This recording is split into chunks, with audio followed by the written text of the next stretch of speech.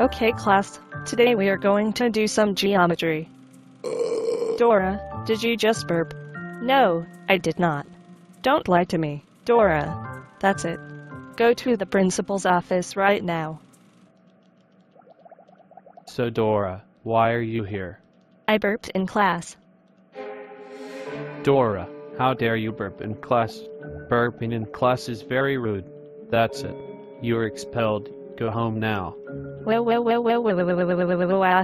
Get out of here right now, you stupid baby show character.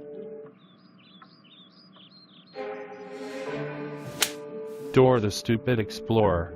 How dare you get expelled from school for burping in class? That's it. You are grounded for the rest of your boring stupid life.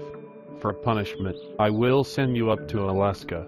But Dad, I don't have any winter clothes. Who cares?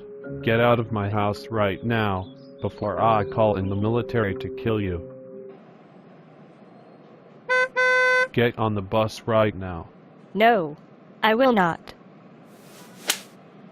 Now. BRRRR. I can't believe I got sent all the way up to Alaska for burping in class. I hate my life.